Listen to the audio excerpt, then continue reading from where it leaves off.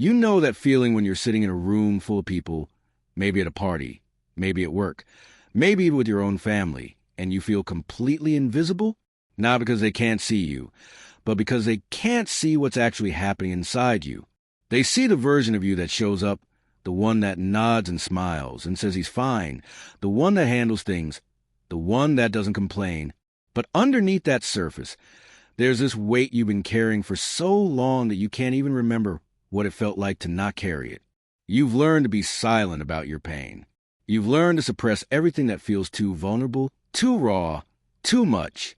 And the worst part is, you've been told this is what it means to be a man, to handle it, to push through, to never let them see you break. But here's what nobody tells you. That suppression isn't making you stronger. It's killing you from the inside out.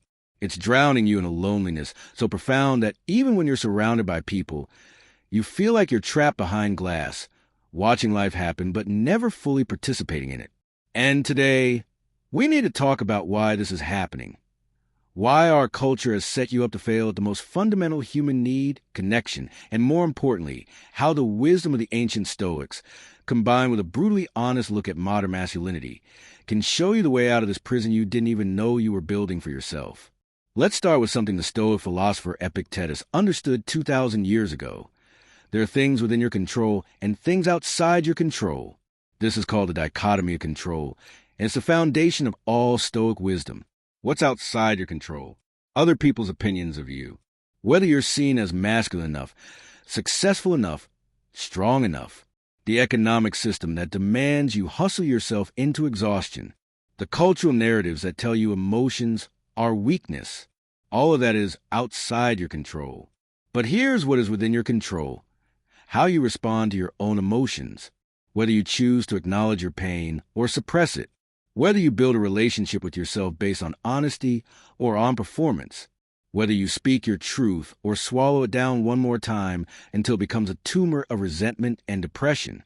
And this is where we need to start, because the male trauma we're talking about, the suppression we're talking about, it all comes from trying to control things that were never yours to control in the first place, while abandoning the one thing that always was. Your inner life, your authentic self, your voice. Think about your childhood for a moment. Think about the first time you cried and someone told you to stop. The first time you expressed fear and someone mocked you for it. The first time you showed vulnerability and you learned, through the reaction of others, that this was not acceptable. Maybe it was your father doing to you what was done to him. Maybe it was other boys on the playground, enforcing the brutal hierarchy of childhood masculinity. Maybe it was a teacher, a coach, a relative who thought they were toughening you up, preparing you for the real world. And in a sense, they were right. They were preparing you for a world that has no patience for male vulnerability, a world that sees men as tools to be used rather than humans to be understood. But here's what they didn't prepare you for: the cost. The psychological cost of spending your entire life performing a version of masculinity that has nothing to do with who you actually are. The Stoics would call this living contrary to nature, living in a way that violates your essential humanity. And when you live contrary to nature, when you suppress the very emotions that make you human, you don't become stronger. You become hollow. You become disconnected. You become a stranger to yourself. Marcus Aurelius, the Roman emperor and Stoic philosopher, wrote in his Meditations that the universe is change and life is opinion. Think about that for a moment. Your trauma, the suppression you've learned, it's built on opinions. Opinions about what men should be, what emotions are acceptable, what strength looks like. But these are just opinions, cultural constructs, stories we've agreed to tell ourselves.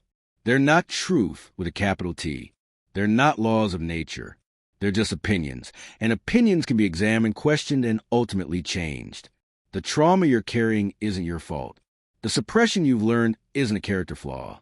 It's a rational response to an irrational system, a survival mechanism you developed because the world punished you for being fully human. But here's the crucial point. Just because it made sense at one time doesn't mean it serves you now. Just because you learned to suppress doesn't mean you have to keep suppressing.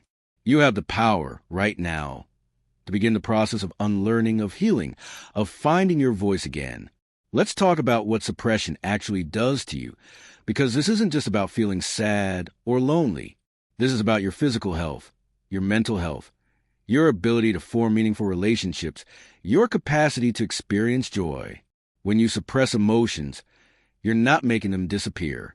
You're just pushing them down, storing them in your body, in your nervous system, in the tension in your shoulders and the knot in your stomach and the headaches you've learned to ignore. Psychological research confirms what the Stoics intuited. Suppressed emotions don't go away. They go inward. They manifest as anxiety, depression, rage, addiction, self-destructive behavior. They poison your relationships because you can't be intimate with another person when you're not even intimate with yourself. They rob you of presence, of the ability to actually be here now, because you're using so much energy to keep everything locked down that there's nothing left for actually living. The Stoics talk about ataraxia, a state of tranquility and freedom from disturbance. But you can't achieve ataraxia through suppression. Suppression is the opposite of tranquility. It's constant internal warfare, exhausting and ultimately futile. And here's where the hustle culture comes in, because our modern economic system has taken this tendency toward suppression and weaponized it. You've been told that your value as a man is determined by your productivity, your income, your achievements, your ability to grind harder than the next guy. You've been sold a lie that if you just work hard enough, sacrifice enough, suppress your needs enough, you'll eventually arrive at some destination where you'll be happy, fulfilled, respected. But it's a lie. It's always been a lie. Because the hustle culture isn't designed to make you happy. It's designed to extract maximum value from you while giving you just enough hope to keep grinding. It's designed to keep you so busy, so exhausted, so focused on external metrics of success that you never stop to ask the fundamental questions. What do I actually want? What do I actually feel? Who am I when I'm not performing for others? The Stoics would recognize this immediately as a form of slavery, not to a person but to external goods, to the opinions of others, to a system that doesn't care about your well-being. Seneca, another great Stoic philosopher, wrote extensively about the shortness of life and how we waste it pursuing things that don't matter. He said that we're not given a short life. We make it short by wasting it on trivial pursuits. And what could be more trivial than spending your entire existence chasing validation from a system that sees you as disposable? What could be more wasteful than suppressing your authentic self in order to meet arbitrary standards of masculinity that don't even make you happy? The hustle culture tells you that rest is laziness, that emotional needs are weakness, that asking for help is failure. But the Stoics would tell you something different. They would tell you that wisdom begins with understanding what truly matters, and what truly matters is living in accordance with virtue, with reason, with your nature as a rational and social being, not grinding yourself into dust for a paycheck and a pat on the head. Let me be clear about something. I'm not saying that work is bad or that achievement is meaningless. The Stoics valued excellence and believed in contributing to society. What I'm saying is that when work becomes your entire identity, when achievement is the only thing you allow yourself to feel good about, when you suppress everything else in service of external success, you've lost the plot. You become a slave to external things, and slavery is incompatible with the Stoic ideal of freedom, of self-sufficiency, of autarkia. Autarkia means being self-sufficient, not in the sense of not needing anyone, but in the sense of having your happiness and peace dependent on your own character and choices rather than on external circumstances. When your entire sense of worth depends on your job, your bank account, other people's approval, you're the opposite of self-sufficient. You're completely dependent, completely vulnerable to things outside your control. And this dependence is a major source of your suffering. Now let's talk about what happens in your relationships when you're living this way. You wonder why you feel disconnected from your partner, your friends, even your own children. You wonder why intimacy feels impossible, why conversation stays superficial, why you can feel lonely even when you're not alone. The answer is simple, brutal, and liberating once you understand it. You can't connect with others when you're not connected to yourself. When you spent years, maybe decades, suppressing your emotions, you've lost the ability to identify what you're feeling, to articulate it, to share it with another person. You become fluent in the language of achievement and productivity, but you're illiterate in the language of emotion and vulnerability. And relationships, real relationships, require emotional literacy. They require the ability to say, I'm scared, or I'm hurt, or I need you, without feeling like you're failing at being a man. The Stoics understood this. They valued friendship and believed that humans are social creatures by nature. But they also understood that true friendship requires honesty, requires showing yourself as you actually are, not as you think you should be. Marcus Aurelius wrote that humans exist for the sake of one another, and that we're made for a cooperation like feet, hands, and eyelids. This isn't sentimental nonsense. This is a recognition that isolation is contrary to human nature, that we need each other not just for practical survival, but for psychological and spiritual flourishing. But the suppression you've learned, the emotional unavailability you've developed as a coping mechanism, it cuts you off from this fundamental human need. It makes cooperation and genuine connection impossible because you're always performing, always hiding, always pretending to be fine when you're not fine at all. And the tragedy is that the people in your life, they often want to help you, want to know you, want to support you, but they can't penetrate the armor you've built. They can't reach someone who won't let himself be reached. And so you all suffer together in loneliness, surrounded by people but utterly alone. Let's talk about anger for a moment, because suppressed emotion doesn't stay suppressed forever. It transforms. And for many men, suppressed sadness, fear, and vulnerability transform into anger, because anger is the one emotion we're allowed to express. Anger feels powerful in a way that sadness doesn't. Anger feels masculine in a way that fear doesn't. So you learn to route everything through anger, to convert every emotion into this one acceptable outlet. You're not hurt, you're angry. You're not scared, you're angry. You're not lonely, you're angry. But this anger, the secondary emotion that's masking all the primary emotions you won't allow yourself to feel, it's destructive. It damages your relationships. It makes you reactive instead of responsive. It keeps you trapped in a cycle of escalation and regret. The Stoics had a lot to say about anger. Seneca wrote an entire treatise on it, arguing that anger is temporary madness. That's the most hideous and frenzied of all emotions. Not because feeling angry is wrong, but because unexamined, unprocessed anger becomes a wildfire that consumes everything. Here's what the Stoics would tell you about anger and all suppressed emotions. The goal isn't to eliminate emotion. That's impossible and undesirable. The goal is to understand your emotions, to examine them with reason, to respond to them wisely rather than being controlled by them. This is what they called emotional regulation, though they didn't use that modern term. They called it living in accordance with reason, which doesn't mean being coldly logical, but rather bringing conscious awareness to your emotional life so that you're responding to reality rather than to distorted perceptions shaped by years of suppression. When you're angry, the Stoic practice is to pause, to examine what's really happening, to ask whether your anger is proportionate to the actual situation or whether it's being amplified by old wounds, unprocessed trauma, suppressed emotions that are using this moment as an excuse to finally express themselves.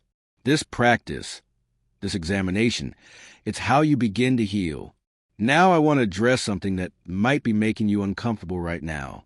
You might be thinking, this all sounds nice, but it's not practical. I can't just suddenly start being vulnerable. I have responsibilities. I have people depending on me. I can't fall apart. And you're right, you can't just fall apart. But here's what you're missing. Healing isn't falling apart. Healing is the opposite of falling apart. Falling apart is what happens when you suppress so much for so long that the dam finally breaks. Healing is the process of carefully, intentionally, courageously examining your wounds and beginning to treat them. The Stoics would tell you that this is the most important work you can do, more important than any career achievement, any financial goal, any external success. Because what good is any of that if you're miserable? What good is providing for your family if you're emotionally unavailable to them? What good is success if you're so disconnected from yourself that you can't even feel satisfaction when you achieve it? Epictetus taught his students that education is learning to apply the principles of philosophy to everyday life. This is about becoming a scholar or reading ancient texts for fun. This is about taking timeless wisdom and using it as a tool for living better, for suffering less, for becoming more fully human. And the principle we need to apply here is this. You are not your thoughts. You are not your emotions. You are not your past. You're not the stories you've been told about what a man should be. You are the conscious awareness that can observe all of these things, examine them, and choose how to respond to them. This is your power. This is your freedom. And no amount of external success, no amount of suppression, no amount of trying to be what others expect you to be can give you this freedom. You have to claim it for yourself by doing the hard work of turning inward, of facing what you've been running from, of finding your voice. Let's talk practically about what finding your voice actually means. It doesn't mean suddenly becoming emotionally demonstrative or crying at every moment or sharing every feeling with everyone. The Stoics weren't advocating for emotional incontinence. They were advocating for emotional wisdom, for understanding yourself well enough to express yourself appropriately, to ask for what you need, to set boundaries, to be honest about your limitations. Finding your voice means being able to say, I don't know, when you don't know instead of pretending to have all the answers. It means being able to say, I'm struggling, when you're struggling instead of suffering in silence. It means being able to say no to demands on your time and energy that are depleting you, even if saying no disappoints others. It means being able to express affection, appreciation, love to the people who matter to you, without feeling like you're being weak or needy. These are basic human capacities that suppression has taken from you, and reclaiming them is how you begin to heal. The first practical step is awareness. You have to start paying attention to what you're actually feeling instead of immediately suppressing it or converting to anger or distracting yourself with work or screens or substances. The Stoics practice what we might now call mindfulness, a constant attention to their own thoughts and emotions without judgment. Marcus Aurelius would examine his own reactions and motivations, questioning whether he was responding to reality or to his preconceptions. You need to develop this capacity for self-observation. When you notice tension in your body, stop and ask what emotion might be causing it. When you find yourself irritable or withdrawn, investigate what's really going on underneath. This isn't easy at first because you've spent so long avoiding this kind of self-examination, but it gets easier with practice. And this practice, this self-awareness, it's the foundation of everything else. The second practical step is naming. Research in neuroscience confirms what therapists have known for decades. Naming an emotion reduces its intensity and gives you more control over how you respond to it. The Stoics intuited this when they emphasized the importance of using precise language to describe your experiences. When you feel bad, don't just leave it at, I feel bad. Get specific. Are you anxious, angry, sad, disappointed, ashamed, guilty? Each of these emotions contains information about what matters to you and what you need. When you can name what you're feeling, you can begin to understand it and respond to it wisely. Keep a journal. Write down what you're feeling and why you think you're feeling it. This might seem awkward at first, especially if you're not used to introspection, but it's one of the most powerful tools for developing emotional literacy. Seneca kept a daily practice of examining his thoughts and actions, learning from his mistakes, and clarifying his values. You can do the same. The third practical step is expression. Once you're aware of what you're feeling and you've named it, you need to find appropriate ways to express it. This doesn't mean venting anger at anyone who crosses your path. It means finding constructive outlets for your emotions and, crucially, learning to communicate them to the people who need to hear them. If you're in a relationship and you're feeling lonely or disconnected, you need to be able to articulate that to your partner instead of withdrawing or picking fights or having an affair as an unconscious way of expressing your unmet needs. If you're struggling at work, you need to be able to have an honest conversation about it instead of just grinding harder until you burn out. If you're dealing with trauma from your past, you need to be able to talk about it with a therapist or a trusted friend instead of pretending it doesn't affect you. The Stoics value courage above almost all other virtues, and there is no greater courage than the courage to be vulnerable, to show yourself as you actually are, to risk rejection in pursuit of genuine connection. Now, some of you might be thinking, but I've tried to open up before and it didn't go well. I tried to be vulnerable and I got hurt. And I believe you. Not everyone is safe to be vulnerable with. Not every relationship can handle emotional honesty.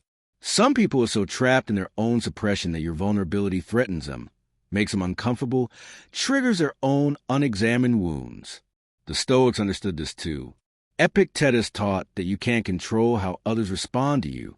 You can only control your own actions and choices. So yes, there's risk in finding your voice. There's risk in healing. There's risk in choosing to live authentically instead of performing. But let me ask you this. What's the alternative? Keep suppressing? Keep suffering in silence? Keep disconnecting from yourself and everyone around you until you're just going through the motions of a life you're not even really living? The Stoics would tell you that the only real risk is failing to live in accordance with your nature, failing to use your capacity for reason and choice, failing to become who you actually are in favor of who you think you should be. Let's address therapy for a moment because there's still enormous stigma around men seeking mental health support. You've been told that therapy is for the weak, that real men handle their own problems, that paying someone to listen to you is somehow shameful or self-indulgent. But consider this from a Stoic perspective. The Stoics valued wisdom above all else, and they understood that wisdom often requires learning from others who know more than you do. If you wanted to learn philosophy, you'd study with a philosopher. If you wanted to learn a skill, you'd find a teacher. Why would healing trauma be any different? A good therapist is someone who's been trained in understanding human psychology, who can help you see patterns you can't see yourself, who can provide tools and frameworks for processing emotions and changing behaviors. There's nothing weak about seeking help. In fact, it takes tremendous courage to admit you can't do it alone, to be willing to be seen in your struggle, to invest time and money and energy into your own psychological well-being. The Stoics would call this wisdom, not weakness. Let's talk about masculinity more directly because I know some of you are wrestling with the question of what it means to be a man if you're not suppressing, if you're not grinding, if you're allowing yourself to be vulnerable. You might fear that healing will make you soft, will make you less capable, will somehow diminish you. But I want to challenge that fear with a different vision of masculinity, one that's actually aligned with Stoic virtue. True strength isn't suppression. True strength is the capacity to feel deeply and act wisely anyway. True strength is facing your wounds instead of running from them. True strength is being honest about your struggles instead of pretending you have it all together. True strength is building genuine connections instead of isolating yourself. True strength is taking responsibility for your own healing instead of blaming others or waiting for circumstances to change. The Stoic virtues are wisdom, justice, courage, and moderation. Notice what's not on that list: emotional suppression, workaholism, isolation, or performance. The ancient Stoics would recognize the modern hustle culture masculinity for what it is: a perversion of virtue, a substitute for the real work of becoming a good person. Think about the men you actually admire, the ones who've influenced you positively, the ones who modeled something worth emulating. Chances are they weren't the ones who were always grinding, always perfect, always in control. They were probably the ones who were honest about their struggles, the ones who showed up for others, the ones who had the courage to be real, the ones who balanced strength with kindness, competence with humility. This is a masculinity we need to reclaim, not the toxic caricature that hustle culture and late-stage capitalism have sold us. And reclaiming it starts with you, with the choice you make today to stop suppressing, to start healing, to find your voice. Now, let's talk about the concept of memento mori, a central Stoic practice that means remember that you will die. This might seem morbid, but it's actually incredibly liberating. You have a finite amount of time on this planet. Every day you spend suppressing your authentic self, performing for others, grinding yourself into exhaustion in pursuit of external validation, is a day you can never get back. Every relationship you fail to nourish because you're too defended, too busy, too numb is a lost opportunity for connection that might never come again. The Stoics use memento mori not to make themselves depressed, but to clarify priorities, to cut through the trivial concerns and focus on what actually matters. And what matters isn't your job title or your bank account, or whether you live up to some arbitrary standard of masculinity. What matters is how you treat people. What matters is whether you're living authentically or just going through the motions. What matters is whether you're actually present in your own life or just sleepwalking through it.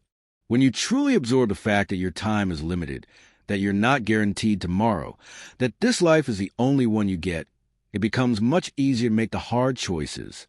It becomes easier to have the difficult conversation instead of avoiding it. It becomes easier to go to therapy instead of pretending you're fine.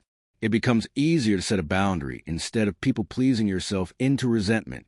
It becomes easier to express love instead of assuming people know how you feel. It becomes easier to prioritize your well-being instead of sacrificing it for a promotion that won't matter when you're on your deathbed. Memento mori is a wake-up call. It's the Stoic version of life is short. Stop wasting on things that don't matter. And if you're living with suppression, with unhealed trauma, without your voice, you're wasting it. I want to talk about shame for a moment because shame is often emotion underneath all the suppression. Shame is a feeling that there's something fundamentally wrong with you, that if people really knew you, they'd reject you. Men carry an enormous amount of shame, often unconsciously. Shame about not being successful enough, strong enough, masculine enough. Shame about needs and vulnerabilities that you've been taught are unacceptable. Shame about past experiences, mistakes, failures, traumas that you think disqualify you from respect or love. And shame thrives in silence. Shame thrives when you're isolated, when you're convinced you're the only one struggling, when you're afraid to let anyone see the real you. The antidote to shame isn't positive thinking or achievement or more suppression. The antidote to shame is connection, is being seen and accepted in your full humanity, is discovering that your struggles don't make you defective but rather make you human. The Stoics would approach shame through the lens of examining your judgments. Shame is based on the judgment that something about you is bad or wrong. But is that judgment accurate? Is it based on reality or on internalized messages from a culture that has impossible standards? The Stoics would encourage you to question these judgments ruthlessly, to examine whether they're actually true or whether they're just opinions you've absorbed. They would remind you that your worth as a human being isn't determined by your achievements or your adherence to cultural norms of masculinity. Your worth is inherent. You're a rational being capable of virtue, capable of wisdom, capable of choosing how to respond to whatever life throws at you. That's your worth. Everything else is just circumstantial, just the external things that don't determine who you are at your core.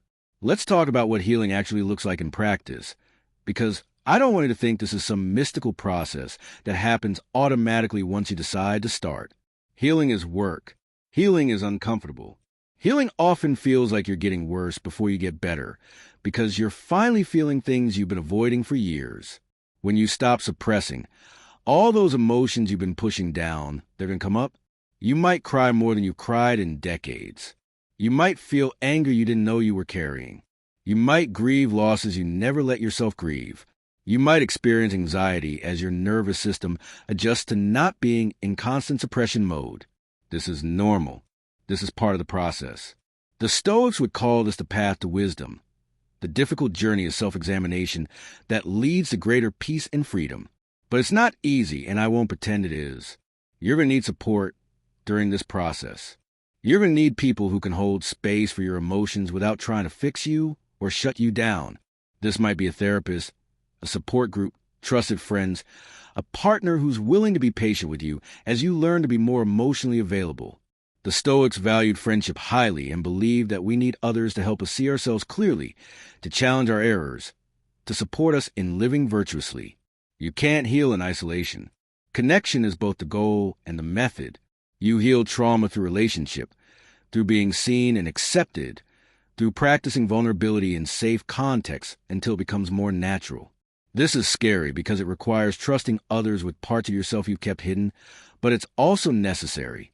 You can't do this alone, and the belief that you should be able to is part of the problem, part of the toxic masculinity that got you here in the first place. Here's something crucial that the Stoics understood. You can't change the past, but you can change your relationship to past. Your trauma happened. The ways you learned to suppress happened. The pain you experienced is real and valid, but you're not doomed to be defined by it forever. You have the power, right now, to begin a different relationship with your history. Instead of it being something you're running from or something you're ashamed of, it can become something you've learned from, something that's given you compassion and depth, something that's made you who you are in both painful and valuable ways. This reframing isn't about toxic positivity or pretending trauma is good. It's about recognizing that while you can't control what happened to you, you can control what you do with it. You can let it keep you trapped, or you can use it as fuel for growth, for healing, for becoming someone who can help others going through similar struggles. Let's address the fear of judgment, because this is huge for men. You're afraid that if you start being vulnerable, if you start talking about your struggles, people will see you differently. They'll think you're weak or broken or less than. And you know what? Some people might. Some people are so invested in their own denial, their own suppression, that your healing threatens them. Some people have only known you in your performance mode and won't know how to relate to you as you become more authentic. Some relationships will change or end as you change. This is painful, but it's also necessary. The Stoics would tell you that you can't control other people's judgments. All you can control is whether you live in accordance with your own values, whether you choose authenticity over approval. And yes, this might mean you lose relationships that were based on your performance rather than your actual self. But it also creates space for deeper, more genuine connections with people who can handle your full humanity. Think about what you're actually afraid of losing. Are you afraid of losing respect from people whose respect is conditional on you never showing weakness? Are you afraid of losing relationships that require you to constantly pretend and perform? Are you afraid of losing a self-image that's based on being invulnerable? The Stoics would ask you to examine whether these things are actually valuable, whether they're actually contributing to your well-being, or whether they're just chains that you're afraid to break because they become familiar. True respect comes from integrity, from living in alignment with your values. True relationships are based on mutual vulnerability and acceptance. True self-image is based on self-knowledge, on accepting yourself fully rather than only accepting the parts you think are acceptable. What you're actually afraid of losing isn't valuable.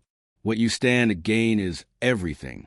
I want to talk about the concept of virtue that was so central to Stoic philosophy, because this is key to understanding how to move forward.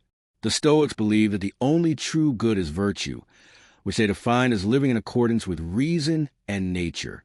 Everything else, including wealth, health, reputation, success, is what they call a preferred indifferent. It's nice to have these things, but they're not what makes you a good person. They're not what brings lasting happiness. They're not what's truly valuable. When you internalize this, it completely changes your relationship to things hustle culture tells you to chase.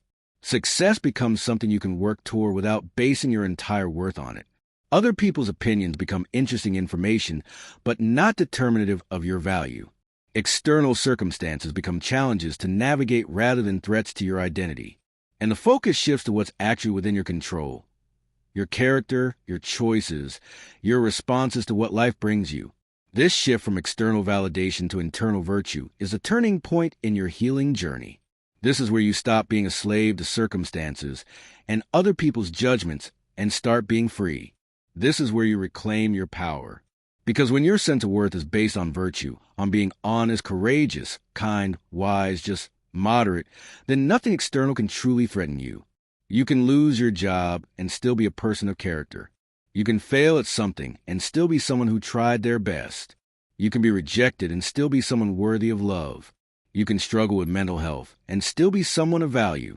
The Stoics called this inner citadel, this unassailable core self that can't be touched by external circumstances because it's based on your own choices and character rather than on things outside your control. Building this inner citadel is the work of a lifetime, but it starts with a decision to stop basing your worth on external things and start basing on who you actually are and how you actually live. Now, let's talk practically about how to start this process today, right now, because philosophy without application is just intellectual masturbation. The Stoics were intensely practical. They didn't philosophize for fun. They philosophized in order to live better. So here's what you do.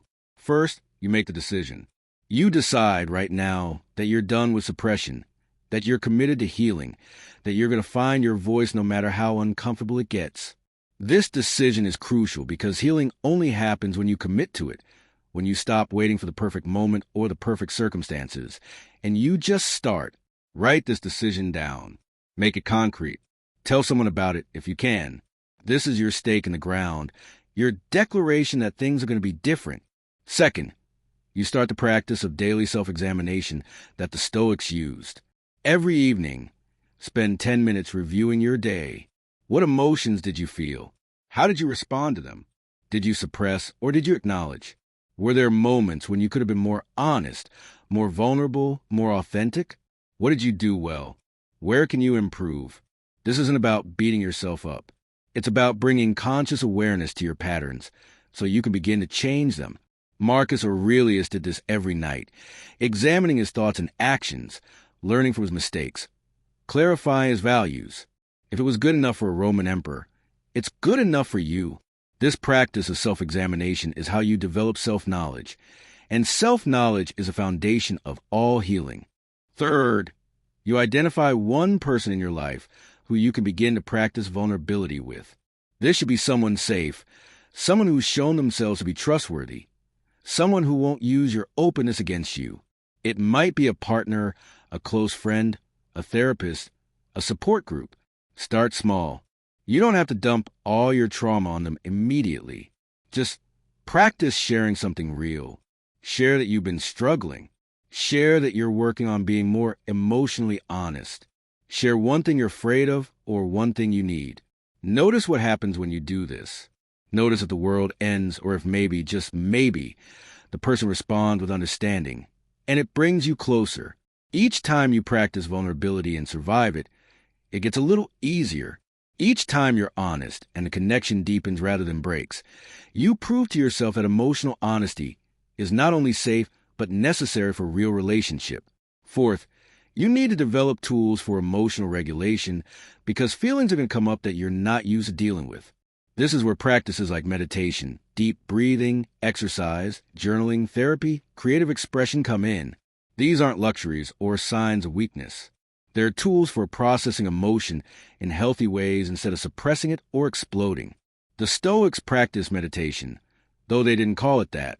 They practice attention to the present moment, observation of thoughts and feelings without being swept away by them. You need to find what works for you.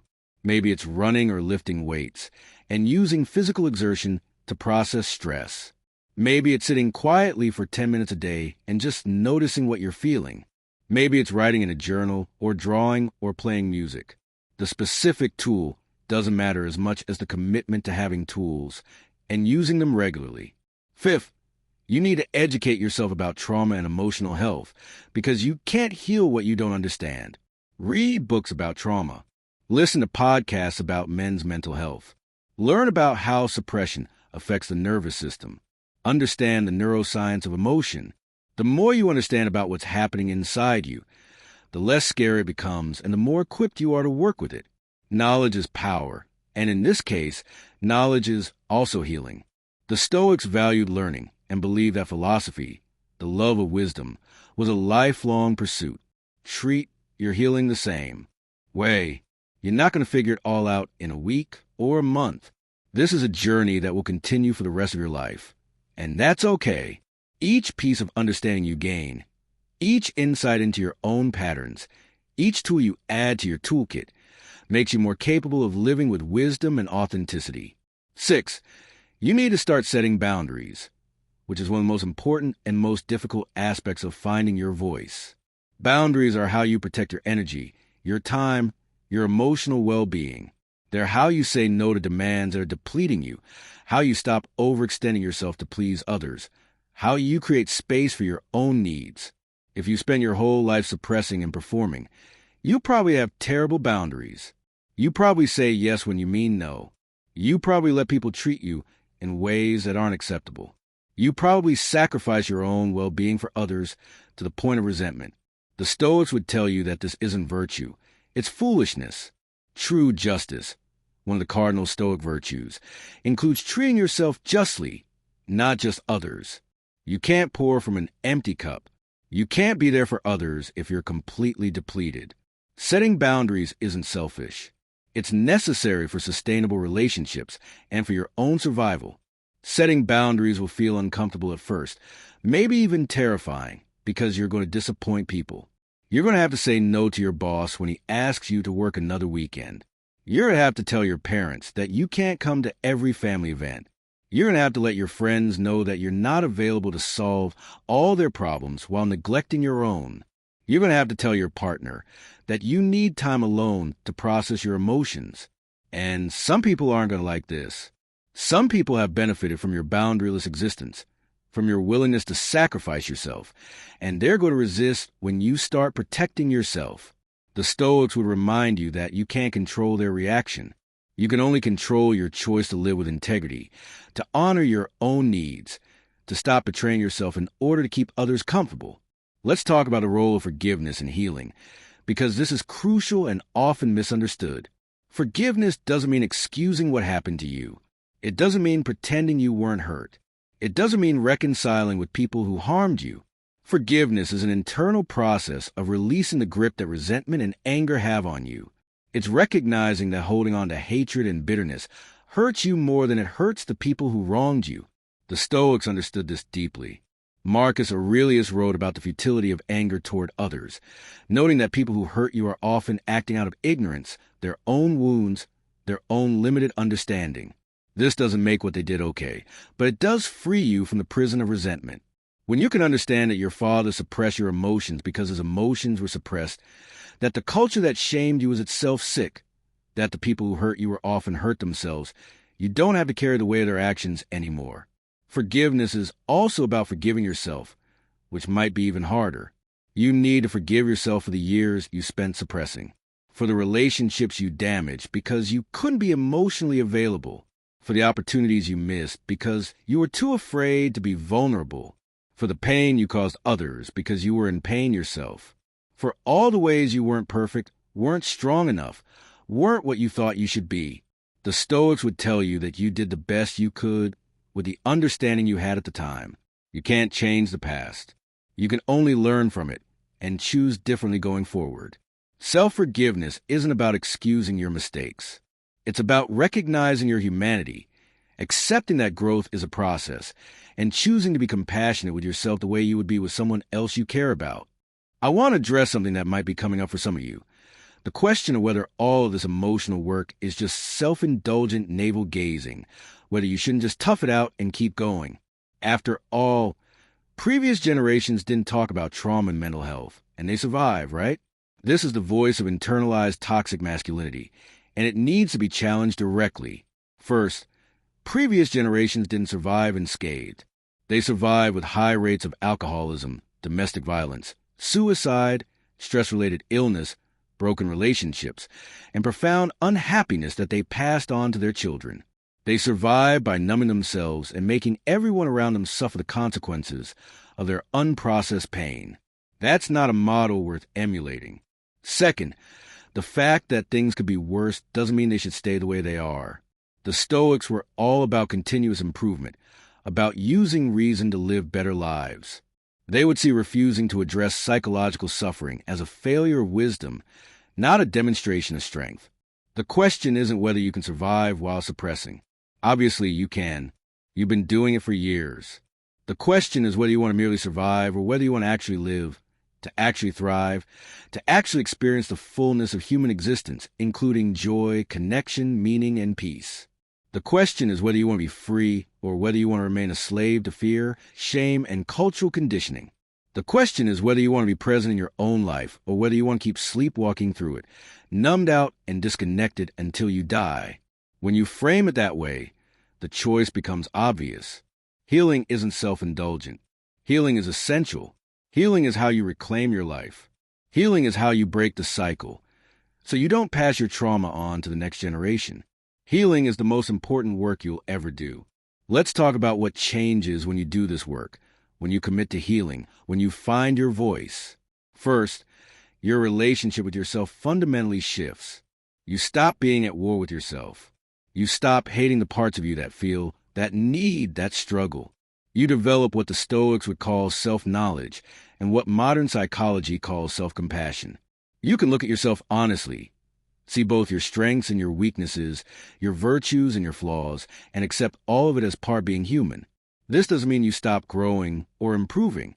It means you're doing it from a foundation of self-acceptance rather than self-hatred. You're changing because you want to become more aligned with your values, not because you're trying to prove you're not fundamentally defective. This internal shift changes everything because when you're not at war with yourself, you have so much more energy available for actually living. Second, your relationships transform. When you can be vulnerable, when you can express your needs and emotions, When you can show up authentically, your connections deepen in ways you didn't think possible. The people who truly care about you get to actually know you, not just a performance version. Intimacy becomes possible because intimacy requires honesty, requires being seen. New people come into your life who resonate with your authentic self rather than your mask. Some old relationships might end or change because they were based on your performance, and that's painful but also necessary. The Stoics valued deep, meaningful friendship over superficial social connections. They understood that quality matters more than quantity when it comes to relationships. When you stop performing and start being real, you discover who your real friends are, and those relationships become sources of genuine support and joy rather than just more arenas for performance. Third, your sense of purpose and meaning shifts. When you're suppressing, when you're grinding in hustle culture, your purpose is external. Make money, achieve success, or approval, prove yourself. But when you heal, when you find your voice, your purpose becomes internal. Live with integrity. Contribute to others from a place of genuine care rather than obligation. Create and build things that matter to you. Develop your character. Help others who are struggling with what you've overcome. The Stoics believe that the purpose of life is to live in accordance with virtue and to contribute to the common good, not to accumulate wealth or status, not to prove anything to anyone, but to become a good person and to make the world better through your presence in it. This shift from external to internal purpose is incredibly liberating because it means your sense of meaning and direction comes within, from your own values and choices, rather than from circumstances or other people's opinions. Fourth, your tolerance for difficulty increases. This might seem counterintuitive. You might think that being more emotionally open would make you more fragile, but the opposite is true. When you're not spending all your energy suppressing, when you've developed tools for processing emotion, when you're connected to yourself and others, you become more resilient, not less. You can face challenges with clarity because you're not also fighting your own emotions. You can ask for help when you need it instead of trying to handle everything alone. You can fail without it destroying you because your worth isn't based on always succeeding. The Stoics called the capacity to face difficulty with equanimity, with inner peace even in chaos. Epictetus, who was a slave before becoming a philosopher, faced enormous hardship with dignity and strength precisely because he understood what was within his control and what wasn't. You develop this same capacity through healing, through no longer being enslaved to your emotions or to external circumstances. Fifth, your physical health often improves. The mind-body connection is real and well documented. Chronic stress, suppressed emotion, unprocessed trauma, they all take a toll on your body. High blood pressure, digestive issues, chronic pain, insomnia, weakened immune system. These are often manifestations of psychological distress. When you start healing, when you stop living in a constant state of fight or flight, when you learn to process emotion rather than storing in your body, your physical health frequently improves. You sleep better. You have more energy. Chronic pain often lessens. You get sick less often. This isn't magic or wishful thinking. This is your nervous system finally being able to relax, your body finally being able to heal instead of being in constant defense mode. The Stoics understood that we're integrated beings, that our mental and physical states influence each other, even if they didn't have modern neuroscience to explain the mechanisms. Now I want to talk about what it means to find your voice specifically, because this phrase can be abstract. Finding your voice means being able to articulate your experience, your perspective, your needs, your boundaries, your values in a clear and confident way. It means no longer swallowing your words, no longer saying what you think others want to hear, no longer staying silent when something matters to you. It means being able to advocate for yourself in your relationships, at your job, in your family. It means being able to say, "That's not okay," when someone crosses a line. It means being able to say, "I need help," when you're struggling. It means being able to say, "I love you," or "I'm proud of you," or "that hurt me," when those things are true. Your voice is your power. It's how you participate in your own life instead of being a passive observer. It's how you shape your relationships instead of just accepting whatever others give you. It's how you stand up for yourself and for what matters to you. Many men have literally lost touch with their voice. You speak in platitudes and cliches. You give the expected responses. You mirror what others say instead of saying what you actually think and feel. You've forgotten what your authentic voice even sounds like because you've been performing for so long. Finding your voice requires you to slow down, to actually check in with yourself before responding, to ask, what do I actually think about this? And what do I actually feel about this? And what do I actually want? Instead of immediately jumping to what you should think or feel or want. It requires you to tolerate the discomfort of silence while you figure out your authentic response, instead of filling the space with automatic performance. It requires you to risk saying something that might not be well received instead of always playing it safe. The Stoics practiced this kind of authenticity and called it parrhesia, frank speech, the courage to speak truth even when it's uncomfortable. Epictetus taught his students to be truthful, to say what they actually believed rather than what would curry favor with the powerful. This wasn't about being cruel or tactless. It was about having the courage to be honest, to not betray your own integrity for social approval in your life. Parrhesia means being willing to have the difficult conversation instead of avoiding it.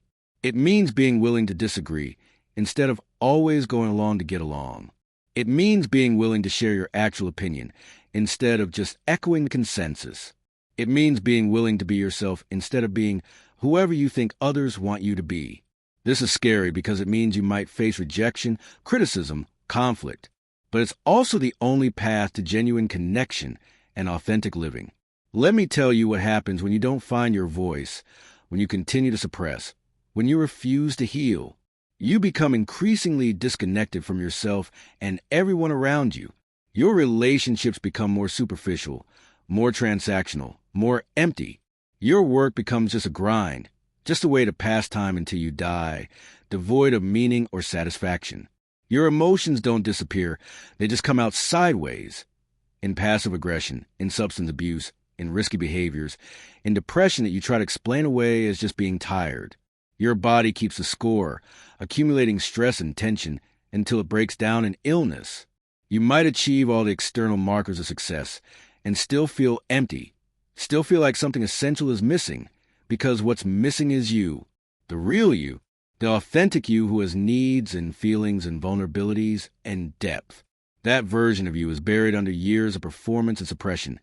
And if you don't dig him out, you'll go to your grave never having actually lived as yourself. Is that what you want? To look back from your deathbed and realize you spent your entire life pretending, performing, suppressing, never letting anyone really know you, never allow yourself to really live? The Stoics used memento mori precisely to prevent this tragedy. They reminded themselves constantly that time is short, that death is certain, that this life is your only chance to live in accordance with your nature and values. Marcus Aurelius wrote, "You could leave life right now. Let that determine what you do and say and think." This isn't morbid. It's clarifying. When you remember you're going to die, it becomes much easier to prioritize what actually matters. And what matters isn't your job title or your bank account or maintaining a performance of invulnerability that's killing you. What matters is connection, is authenticity, is living with integrity, is being someone you can respect when you look in the mirror. Let's talk about legacy for a moment, because many men care deeply about what they'll leave behind. If you have children, your greatest legacy isn't the money you make or the success you achieve. It's whether you break the cycle of emotional suppression and trauma. It's whether you model healthy masculinity for them, showing them that strength includes vulnerability, that men can feel and express emotion, that asking for help is wisdom, not weakness. If you continue suppressing, if you continue performing, you're teaching your children to do the same. You're passing on the same wounds that were passed to you. But if you do the hard work of healing, if you find your voice, if you learn to live authentically, you give your children a different template. You show them what it looks like to be fully human, to honor all parts of yourself, to live with integrity even when it's difficult. That's a legacy worth building. If you don't have children, your legacy is still how you show up in the world, how you treat people, whether you contribute to the culture of toxic masculinity or whether you challenge it by living differently. Every man who has the courage to heal, to be vulnerable, to find his voice makes it a little bit easier for the next guy. You become proof that there's another way, that you can be masculine and emotionally intelligent, strong and vulnerable, successful and authentic. The Stoics believe that we have a responsibility to others, that our lives should contribute to the common good. Your healing isn't just for you. It's for everyone who comes in contact with you, everyone who will be influenced by your example, everyone who needs to see that change is possible. I want to address the question of whether this work is worth it, because I know some of you are calculating the cost. Therapy is expensive. This work is time-consuming. It's uncomfortable and sometimes painful. It might disrupt your life, your relationships, your sense of self. Why bother? Why not just keep grinding, keep suppressing, keep getting by the way you have been? Here's why. Because you only get one life, and right now you're not really living it. Because the pain of suppression, the cost of staying stuck, is actually far higher than the pain of healing. Because you deserve better than this half-life of emotional numbness and disconnection.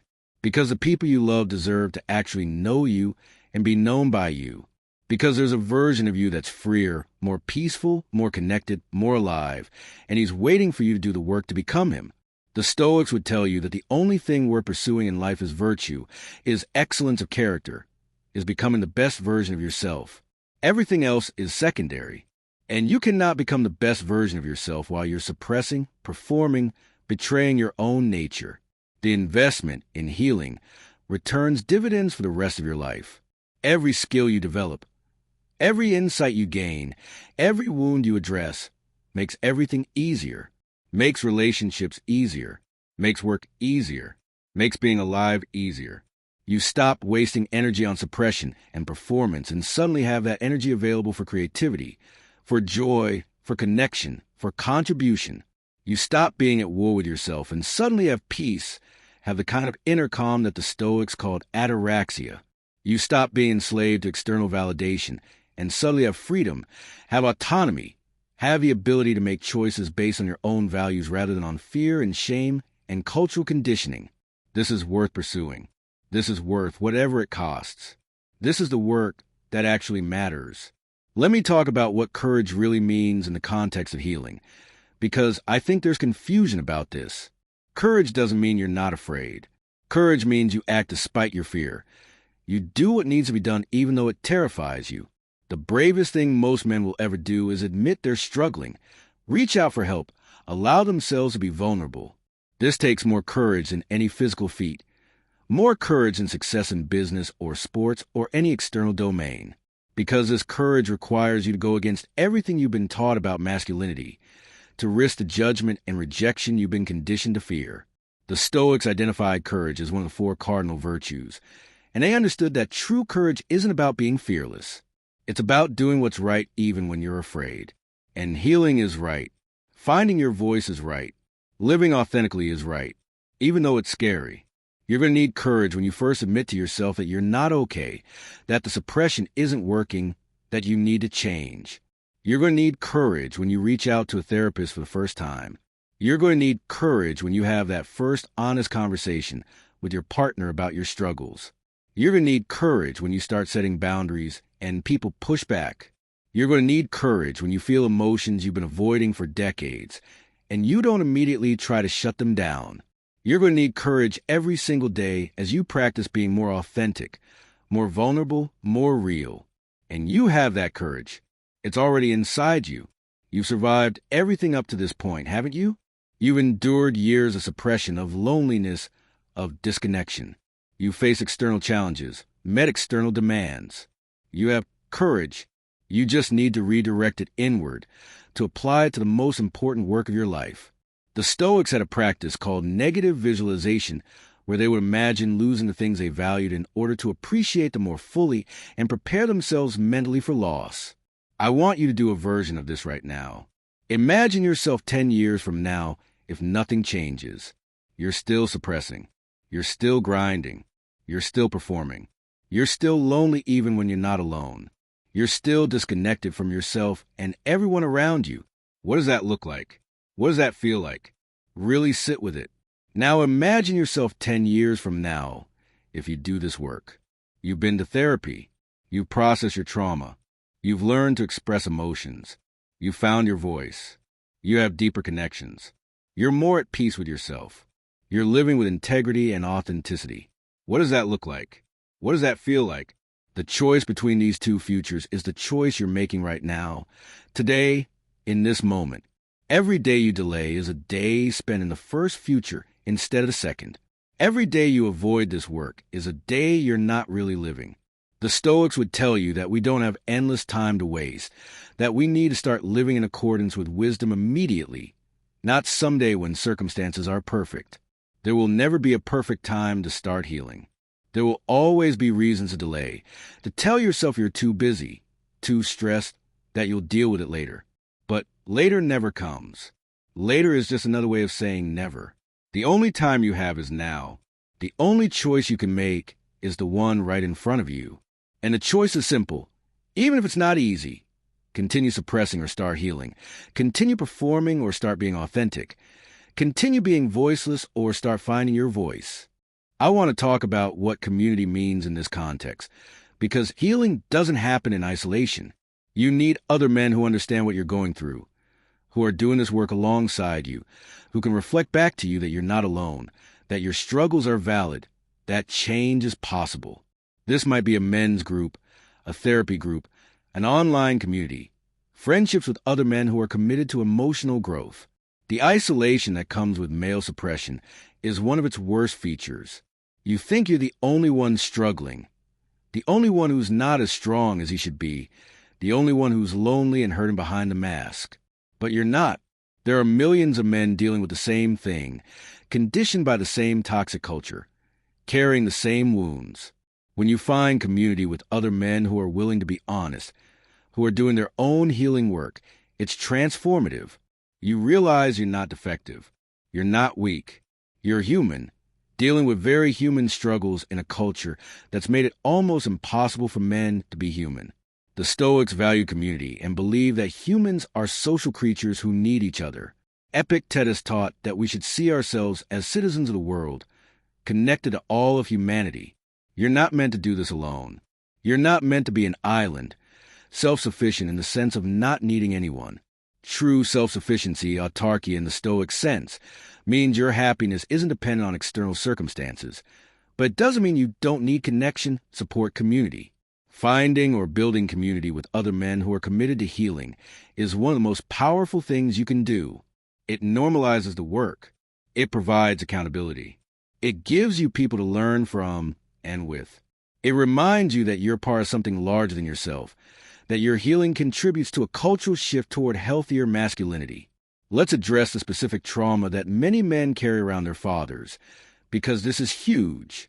Many of you had fathers who were emotionally unavailable, who modeled suppression and stoicism in the worst sense, who taught you through their example that men don't feel, don't need, don't ask for help. Maybe your father was absent entirely.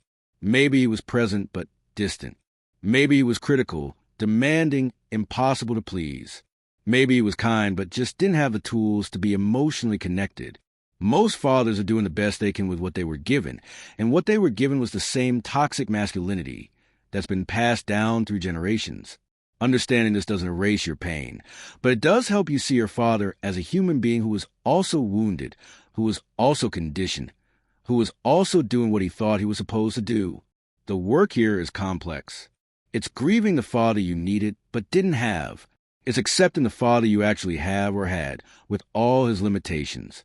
It's recognizing the ways you've internalized his voice, his standards, his emotional unavailability. It's choosing to be different, to break the cycle, to develop the emotional capacity he never had. This might mean having difficult conversations with your father if he's still alive, and if he's capable of those conversations. It might mean writing letters you never send, just to express what needs to be expressed. It might mean going to therapy specifically to work through father wounds. It might mean ultimately forgiving him, not because what he did was okay, but because holding on to resentment keeps you chained to the past. The Stoics would remind you that your father, like all humans, was constrained by his own understanding, his own wounds, his own circumstances. He almost certainly didn't set out to harm you. He was just passing on what was done to him, trapped in the same cycle you're now choosing to break. Breaking generational cycles is hard, maybe the hardest work you'll ever do. It requires you to be conscious where previous generations were unconscious. It requires you to feel what previous generations suppressed. It requires you to do the work that no one in your family line has been willing or able to do. But this is also incredibly powerful work. When you heal, you're not just healing yourself. You're healing backward and forward in time. You're releasing your ancestors from the patterns that trapped them, even if they're no longer alive to see it. You're ensuring your children, if you have them, won't have to carry the same wounds. You're becoming the father, the man that you needed, and in doing so you're changing the trajectory of your entire lineage. The Stoics believe in the power of individual choice to create change, that even one person living with virtue and wisdom makes the world better. You, healing yourself, breaking these cycles, finding your voice, you're making the world better. Let's talk about what happens when you start to change and the people around you resist. This is common, and you need to be prepared for it. When you've been playing a role for years, meeting everyone's expectations, being the strong one, the reliable one, the one who never needs anything, people get used to that role. They depend on it. They built their own lives around your willingness to suppress yourself. When you start changing, when you start having boundaries, when you start expressing needs and emotions, when you start prioritizing your own well-being, it disrupts the system. Some people will be supportive, will be glad to finally know the real you, but others will resist, will try to guilt you back into your old role, will tell you you're being selfish or weak or that you've changed in a bad way. The Stoics would tell you that this resistance says more about them than about you. It reveals their own discomfort, their own investment in keeping things the way they were, their own fear of change. You can't control how others respond to your growth. You can only control your own commitment to living authentically. Some relationships will survive this transition and become deeper. Others won't, and as painful as that is, it's necessary. The Stoics distinguish between things we can control and things we can't, and other people's reactions are firmly in the category of things we can't control. What you can control is whether you betray yourself to make others comfortable or whether you honor your own growth even when others resist it. This is a test of your commitment to healing. When the pushback comes, when people try to pull you back into old patterns, will you stand firm? Will you trust that you're doing what needs to be done? Will you continue finding your voice even when others prefer you silent?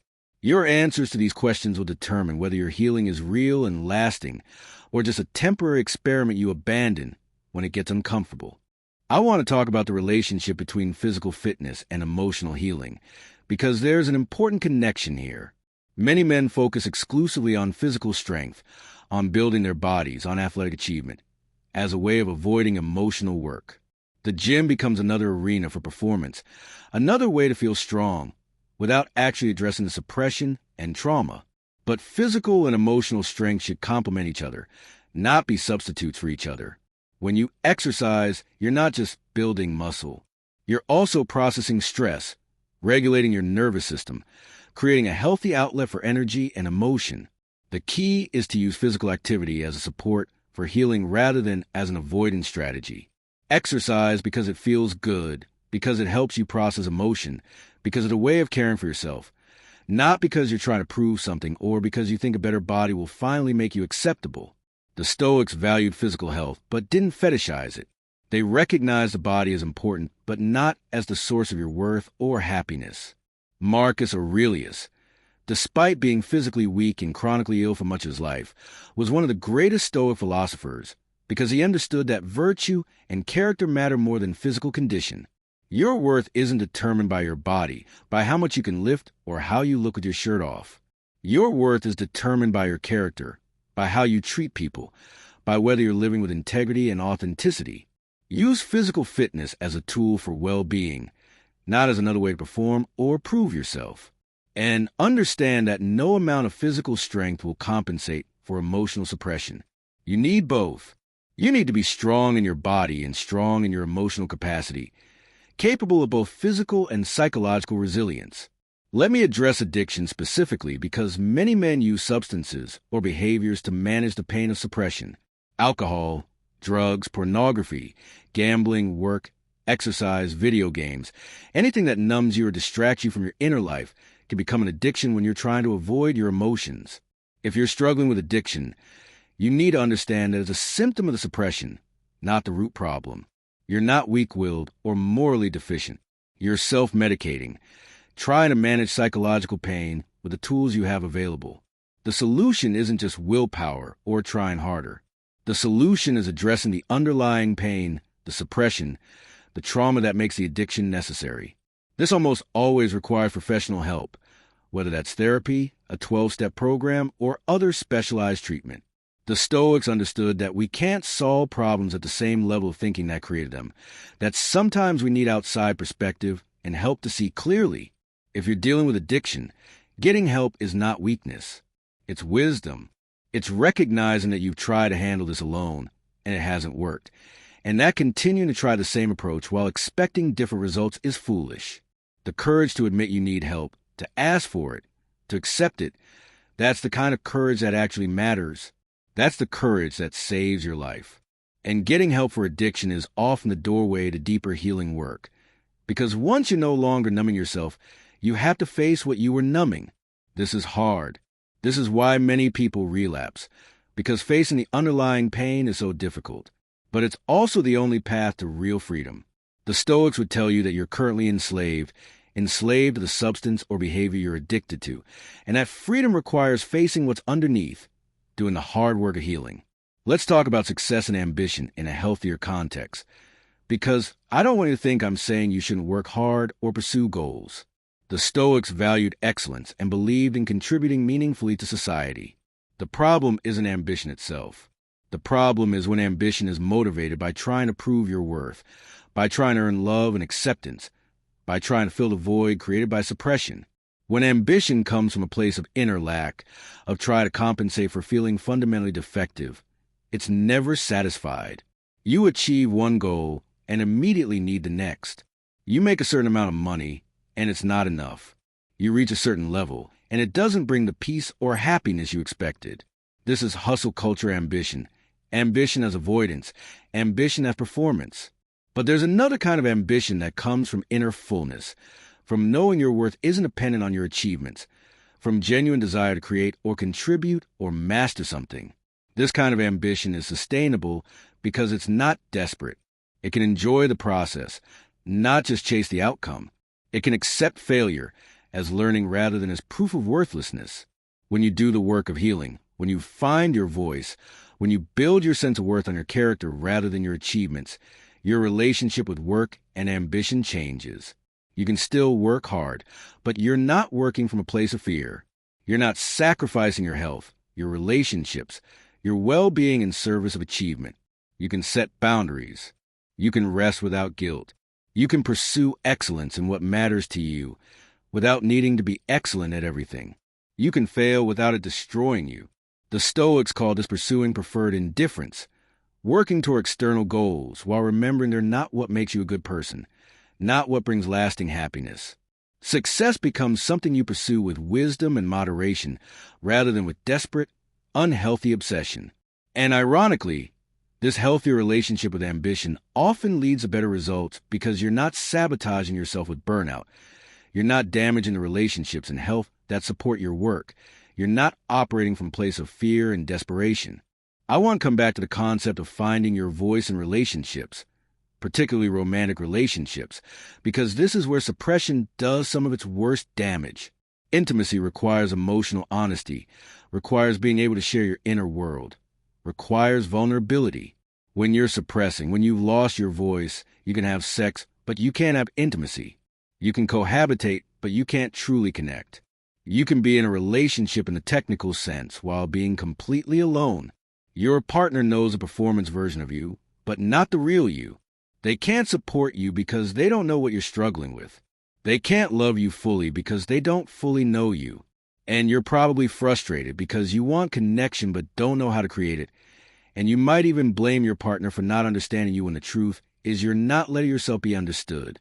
Finding your voice in relationships means learning to say, I'm struggling instead of I'm fine. It means learning to say, I need help with this, instead of trying to handle everything alone.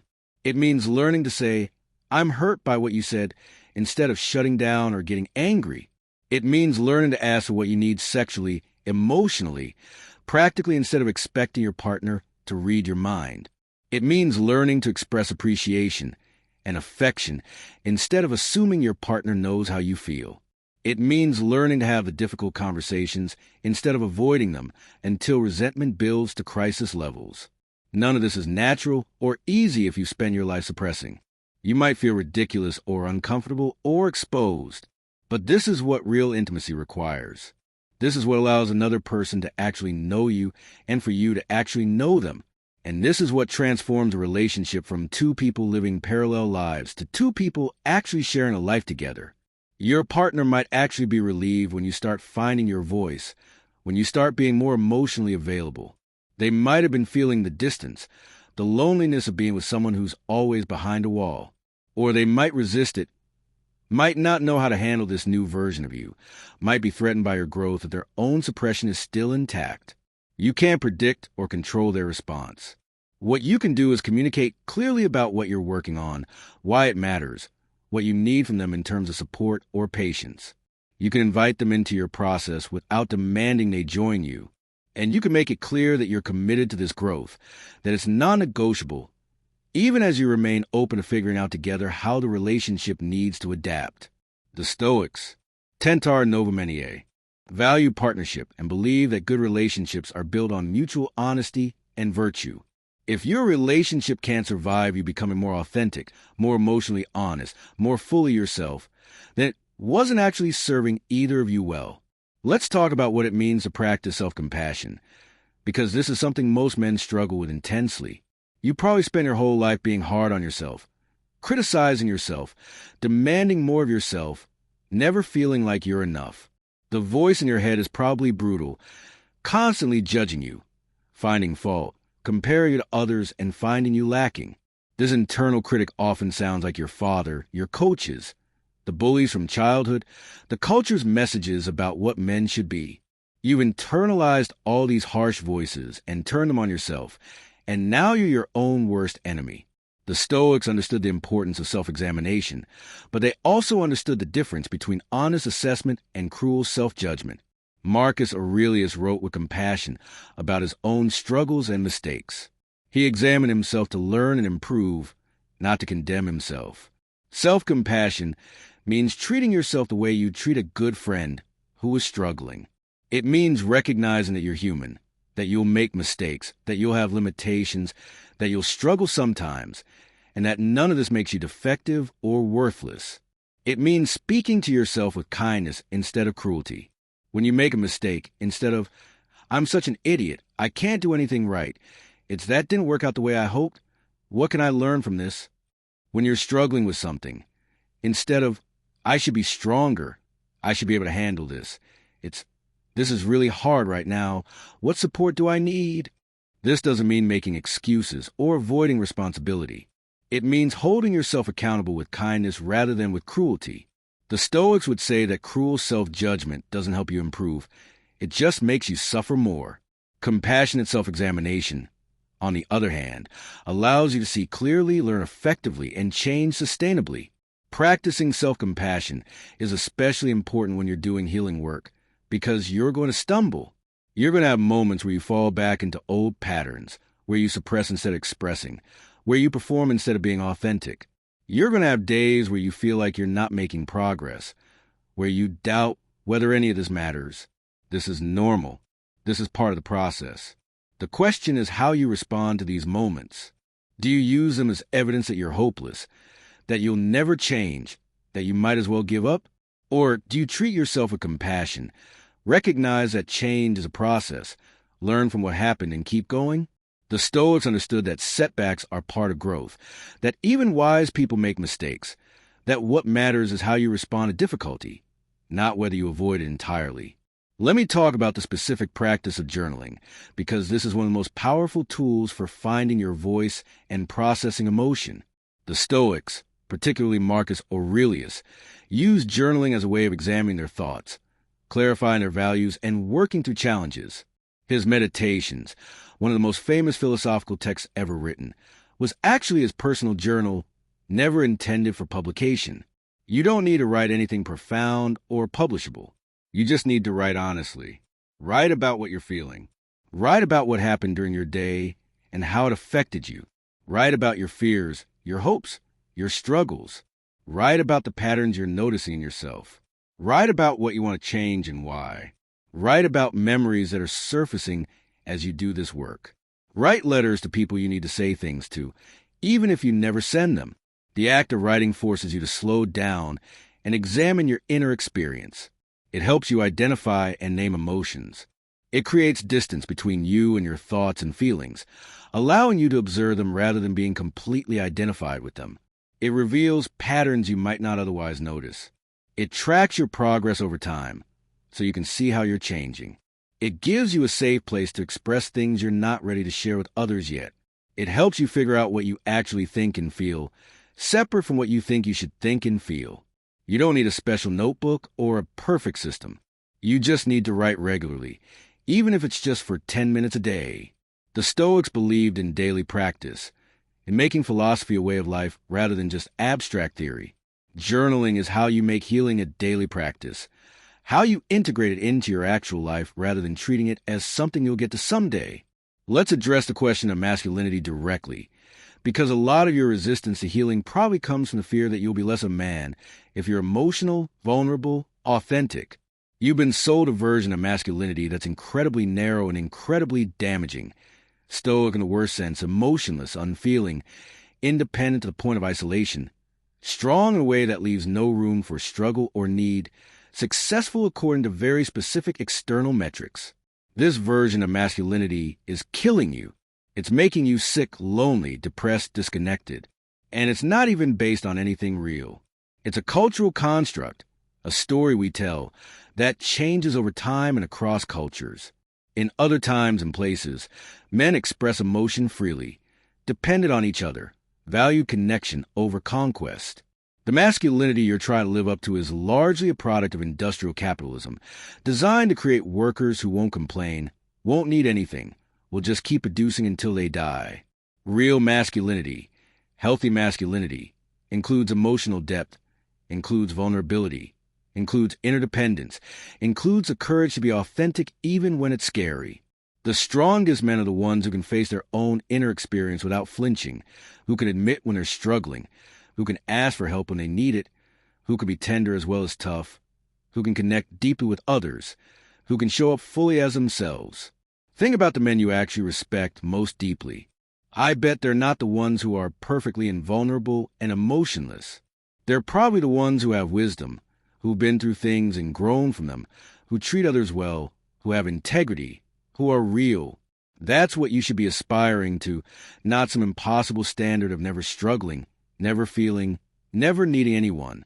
The Stoics, who were ancient men living in cultures that valued martial prowess and toughness, still understood that wisdom, justice, courage, and moderation, the true virtues, had nothing to do with emotional suppression. You can be masculine and be emotionally intelligent. You can be masculine and go to therapy. You can be masculine and cry when you're sad or scared. You can be masculine and need people and say so. You can be masculine and be authentic. In fact, the courage to be vulnerable, the strength to face your wounds, the wisdom to know you need help, these are more masculine, in any meaningful sense, than the brittle, defensive performance that passes for masculinity in hustle culture. Redefining masculinity for yourself, based on your actual values rather than on cultural conditioning, is part of finding your voice. What does it mean to you to be a man? Not what were you told it means, not what social media says it means, not what your father modeled, but what do you actually believe? This is a question worth sitting with, worth journaling about, worth discussing with other men who are doing this work. Your answer to this question shapes how you live, how you relate to yourself and others, what you prioritize, what you permit yourself to be and do. Let's talk about what healing trauma actually involves, because I want to be specific about this. Trauma isn't just what happened to you. Trauma is the way your nervous system got stuck in survival mode, the way your body continues to respond as if the threat is still present even when it's not. Trauma is stored in your body, in your implicit memory, in your automatic reactions. This is why you can't just think your way out of trauma, why understanding intellectually what happened isn't enough to heal it. You have to work with your body, with your nervous system, with the somatic experience of trauma. This is where modalities like somatic experiencing, EMDR, body-based therapies come in. This is where practices like yoga, meditation, breathwork, martial arts can be helpful. These aren't woo-woo nonsense. These are evidence-based approaches to helping your nervous system complete the survival responses that got interrupted, to release the stored trauma, to teach your body that you're safe now. Working with trauma also means identifying your triggers, the situations or stimuli that activate your trauma responses. Maybe it's criticism that triggers you back to childhood experiences of never being good enough. Maybe it's conflict that triggers you back to violence you witnessed or experienced. Maybe it's vulnerability that triggers you back to times when you were hurt for showing weakness. Understanding your triggers doesn't make them go away immediately, but it does give you information. It helps you recognize when you're responding to the past rather than to the present. It helps you communicate to others what you need. It helps you develop strategies for managing the triggered state instead of just reacting from it. The Stoics talk about the importance of examining your reactions, of asking whether you're responding to reality or to your perceptions and judgments. Working with triggers is a practical application of this principle. You learn to recognize when you're being triggered, to pause, to remind yourself where you actually are right now, to choose a response rather than just reacting automatically. Healing trauma takes time. There's no quick fix, no shortcut. Your nervous system learned these patterns over years or decades, and it takes consistent work to reprogram them. This is why trauma work often happens in stages. First, establishing safety and stability, learning to regulate your nervous system, developing resources and coping skills. Second, processing the traumatic memories, the painful experiences, allowing yourself to feel what you couldn't feel then, completing the interrupted survival responses. Third, integration, building a new sense of self that includes the trauma as part of your history, but isn't defined by it, reconnecting with life and others in deeper ways. Not everyone goes through these stages in order, and there's often moving back and forth between them. But understanding this general progression can help you be patient with yourself, can help you recognize where you are in the process and what you need to focus on. The Stoics understood that becoming wise, becoming virtuous, is the work of a lifetime. Epictetus said that if you want to improve, be content to appear foolish and ignorant in external matters. Don't try to appear wise, and don't concern yourself with what others think of you. Applied to healing. This means you have to be willing to be a beginner at emotional literacy, to be awkward and uncertain as you learn to express yourself, to not have it all figured out. You have to let go of the performance of having it together and be real about being in process. This is uncomfortable for men who are used to being competent, who are used to learning things quickly, who are used to being good at what they do. But emotional growth doesn't follow the same timeline as skill acquisition. You can't hack it. You can't hustle your way through it. You have to surrender to the process. Trust that the work is worthwhile even when it's hard. Show up consistently even when you don't feel like you're making progress. Let me talk about the relationship between physical health symptoms and suppressed emotion, because this connection is real and important. Chronic tension in your jaw, neck, shoulders, back. These are often places where you're storing emotion. Digestive issues. The gut is incredibly sensitive to stress and emotion, and suppression often manifests as stomach problems. Headaches, particularly tension headaches, often signal emotional stress that's being held in the body. Sleep problems, insomnia, or disrupted sleep often comes from a nervous system that can't settle because of unprocessed emotion. Unexplained pain, pain that doctors can't find a physical cause for, is often the body's way of expressing emotional pain. Autoimmune conditions, chronic inflammation, these can be exacerbated by the chronic stress of suppression. Heart issues, high blood pressure, cardiovascular problems. The connection between suppressed emotion and heart health is well documented. I'm not saying all physical problems are psychological. I'm saying that the mind and body are not separate, that they influence each other constantly, and that years of emotional suppression takes a physical toll. When you start healing, when you start feeling and expressing emotion, your physical symptoms often improve. The tension starts to release. The digestive issues settle. You sleep better. Pain that was constant becomes intermittent or disappears. This doesn't happen overnight, and you should still work with medical professionals on physical symptoms. But recognize that healing your emotional life is also healing your physical body. The Stoics understood this integration. They didn't see humans as purely rational minds separate from bodies. They saw us as unified beings where our thoughts, emotions, and physical state all influence each other. Taking care of your psychological well-being is taking care of your physical health, and vice versa.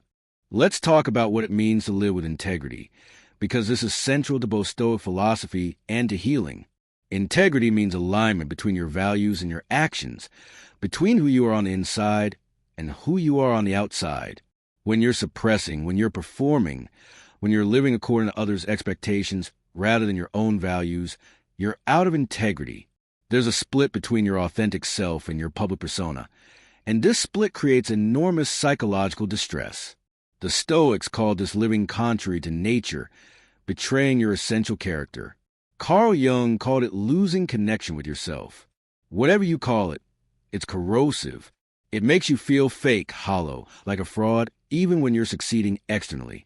Because you know that what others see isn't real, that you're constantly performing, that if they really knew you, they might reject you.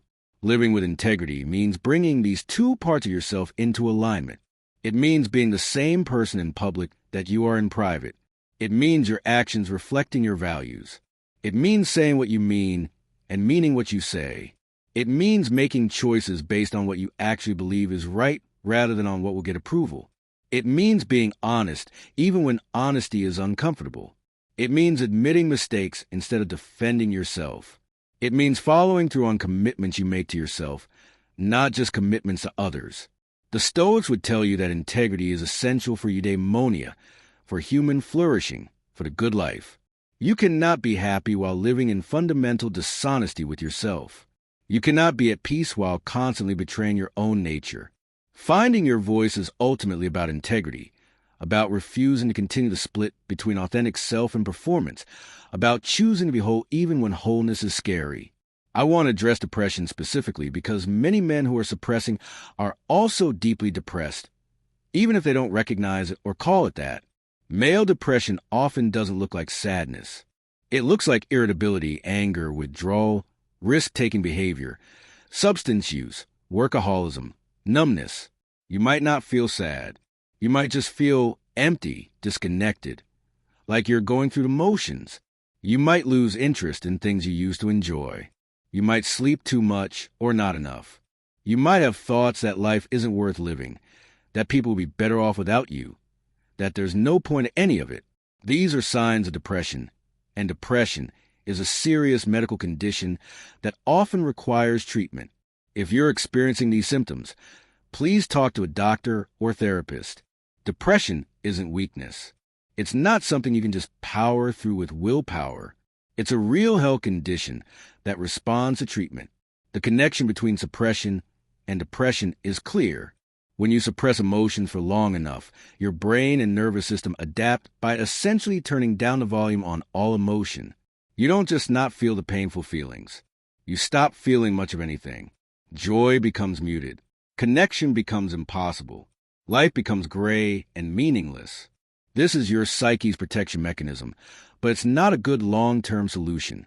The path out of depression often involves gradually allowing yourself to feel again, starting with the painful emotions you've been avoiding, which then allows the positive emotions to return as well. This is why healing work and depression treatment often go hand in hand. You need both the emotional processing and often the medical support therapy or medication to help your brain chemistry recalibrate. The Stoics understood melancholy and wrote about how to work with it through philosophical practice. Modern medicine has added tools they didn't have. Use all the tools available to you. Let's talk about what authentic masculinity looks like in practical terms, because I want to give you a concrete vision of what you're moving toward. An authentically masculine man knows himself. He's done the work of self-examination. He knows his values, his triggers, his wounds, his strengths, his weaknesses. He's not pretending to be something he's not. An authentically masculine man can feel and express the full range of human emotion. He can be tender with his children, can cry when he's grieving, can express fear when he's scared, can be joyful when he's happy, can be angry when anger is appropriate, but not controlled by anger. He doesn't route everything through anger or suppress everything into numbness. An authentically masculine man can be vulnerable. He can admit when he's struggling, can ask for help, can let others see his humanity without feeling like he's failed at being a man. An authentically masculine man has boundaries. He knows what he will and won't accept. He can say no. He can prioritize his own well-being alongside others' needs. He doesn't sacrifice himself to prove his worth. An authentically masculine man takes responsibility for his impact on others. When he hurts someone, he apologizes and makes amends instead of defending himself or blaming them. When he makes a mistake, he owns it and learns from it. He's accountable. An authentically masculine man values connection. He invests in his relationships. He shows up for people. He's emotionally available. He can maintain deep friendships. He's a present partner and, if he has children, a present father. An authentically masculine man contributes to something beyond himself. He works, creates, serves in ways that align with his values and make the world better, but he doesn't define himself by his work or achievements. This is the kind of man the world needs more of. This is the kind of man who breaks cycles instead of perpetuating them. This is the kind of man who makes others feel safe to be authentic too.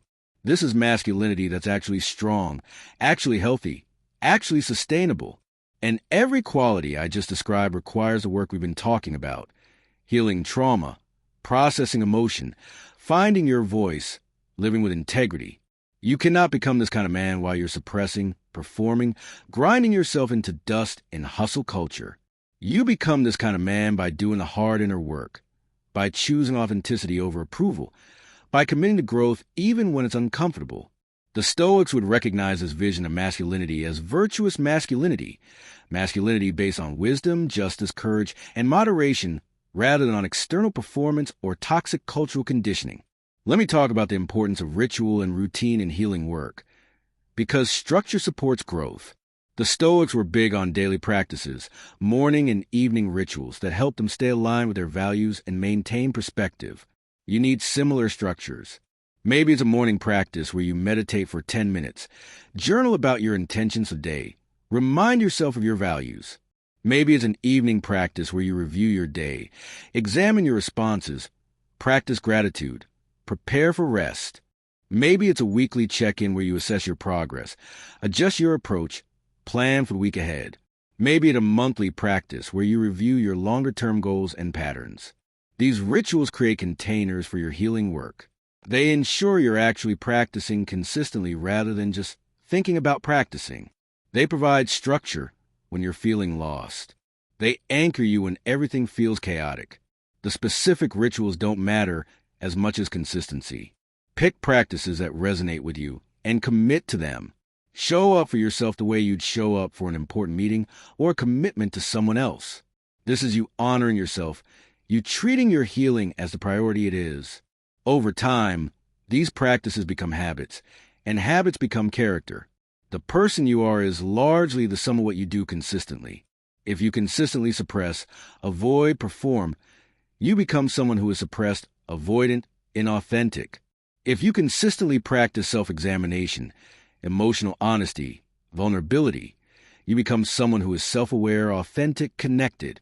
The Stoics understood that virtue is habit, that you become just by practicing justice. Become courageous by practicing courage. You become emotionally healthy by practicing emotional health, by showing up for the work day after day even when you don't feel like it. Let's address what happens when you're further along in this journey, when you've done significant healing work and you're living more authentically. Life doesn't become perfect. Problems don't disappear. You still face challenges, losses, disappointments, struggles. But your relationship to these difficulties changes fundamentally. You're not avoiding them or pretending they don't affect you. You're meeting them with presence, with emotional capacity, with wisdom. You can be sad about a loss without being destroyed by it. You can face a challenge without it threatening your entire sense of self. You can fail at something without it meaning you're a failure. You have resilience that comes not from suppression but from authentic strength, from knowing yourself, from having support, from living in integrity. The Stoics called this having a rational attitude toward externals, not being attached to outcomes you can't control, finding your peace in your own character and choices rather than in circumstances. You also experience more joy, more connection, more aliveness when you're not using all your energy to suppress, when you're not constantly performing. When you're actually present in your life, you can experience the full range of human emotion, including the positive ones. You can appreciate beauty, feel gratitude, experience love, be moved by art or nature or human connection. You can be fully present with your children instead of distracted by work stress. You can enjoy your partner instead of being emotionally unavailable. You can have deep conversations with friends instead of only talking about sports or work. You can feel satisfied with your accomplishments instead of immediately moving to the next goal. You can rest without guilt. You can play without feeling like you're wasting time. This is what life can be like when you're actually living it instead of just surviving it. This doesn't mean you become some blissed-out guru who's always happy. The Stoics weren't advocating for constant happiness. They were advocating for ataraxia, for tranquility, for a deep peace that's compatible with the full range of human experience. You can be sad and still have that underlying peace. You can be scared and still trust yourself to handle it. You can be struggling and still know you're okay. This is so different from the constant anxiety, depression, and emptiness that comes with suppression. This is what's available to you when you do the work, when you find your voice, when you heal. Not perfection, not the absence of difficulty, but the capacity to meet life fully, to be present for all of it, to respond with wisdom instead of just reacting from wounds. As we come toward the end of this conversation, I want to emphasize that everything we've discussed is possible for you. You're not too damaged, too old, too set in your ways, too far gone. You're human, which means you have the capacity for growth, for healing, for change. The neuroplasticity of your brain means you can literally rewire your neural pathways. The adaptability of your nervous system means it can learn safety instead of constant threat. The resilience of the human spirit means you can recover from even severe trauma. The Stoics believe that it's never too late to start living with wisdom and virtue. Epictetus began his philosophical studies as a slave. Marcus Aurelius continued learning and growing even as emperor with enormous responsibilities. You can start right now, wherever you are, whatever your circumstances. The choice is yours. You can continue suppressing, continue performing, continue being voiceless, continue suffering in isolation, or you can choose differently. You could decide that today is the day you start honoring yourself, start healing, start finding your voice. You could decide that you're worth the investment of time, energy, money, discomfort that healing requires. You can decide that the people in your life deserve to know the real you, and that you deserve to be known. You can decide to break the cycles, to be the ancestor your descendants will be grateful for, to model something different for the men around you. You can decide to become the kind of man the Stoics would recognize as virtuous, as wise, as truly strong. Not strong in the brittle, performative way hustle culture demands, but strong in the authentic, sustainable, deeply rooted way that comes from knowing yourself, healing your wounds, living with integrity. This is your life. This is your one chance to actually live it as yourself instead of as a performance. The ancient Stoics knew that death is certain and time is short. You don't have forever to figure this out. You don't have unlimited chances to start. You have now, this moment, this choice. Will you continue suppressing, or will you start healing? Will you keep your voice silent, or will you find it? Will you remain enslaved to fear, shame, and cultural conditioning, or will you claim your freedom? The work is hard. The work is worthwhile. The work is necessary. And the work begins with decision, a commitment, a first step. Make that decision now. Take that step today. Reach out to a therapist. Call a friend and have a real conversation. Journal about what you're feeling. Set a boundary you've been afraid to set. Express something you've been holding back. Do one small thing differently. One thing that honors your authentic self instead of your performance. And then tomorrow, do it again. And the day after that, build the practices. Create the rituals. Develop the habits that support your healing. Be patient with yourself when you stumble. Be compassionate with yourself when it's hard. Keep going even when you don't see immediate results. Trust the process. Trust that you're capable of this. Trust that you're worth it. The Stoics believe that every person has a spark of the divine logos, of reason and wisdom within them. You have that capacity. You have everything you need to heal, to grow, to become who you're meant to be. You just have to choose it, commit to it, and keep choosing it every day. You also experience more joy, more connection, more aliveness when you're not using all your energy to suppress, when you're not constantly performing, when you're actually present in your life. You can experience the full range of human emotion, including the positive ones. You can appreciate beauty, feel gratitude, experience love, be moved by art or nature or human connection. You can be fully present with your children instead of distracted by work stress. You can enjoy your partner instead of being emotionally unavailable. You can have deep conversations with friends instead of only talking about sports or work. You can feel satisfied with your accomplishments instead of immediately moving to the next goal. You can rest without guilt. You can play without feeling like you're wasting time. This is what life can be like when you're actually living it instead of just surviving it. This doesn't mean you become some blissed-out guru who's always happy. The Stoics weren't advocating for constant happiness. They were advocating for ataraxia, for tranquility, for a deep peace that's compatible with the full range of human experience. You can be sad and still have that underlying peace. You can be scared and still trust yourself to handle it. You can be struggling and still know you're okay. This is so different from the constant anxiety, depression, and emptiness that comes with suppression. This is what's available to you when you do the work, when you find your voice, when you heal. Not perfection, not the absence of difficulty, but the capacity to meet life fully, to be present for all of it, to respond with wisdom instead of just reacting from wounds. As we come toward the end of this conversation, I want to emphasize that everything we've discussed is possible for you. You're not too damaged, too old, too set in your ways, too far gone. You're human, which means you have the capacity for growth, for healing, for change. The neuroplasticity of your brain means you can literally rewire your neural pathways. The adaptability of your nervous system means it can learn safety instead of constant threat. The resilience of the human spirit means you can recover from even severe trauma. The Stoics believe that it's never too late to start living with wisdom and virtue. Epictetus began his philosophical studies as a slave. Marcus Aurelius continued learning and growing even as emperor with enormous responsibilities.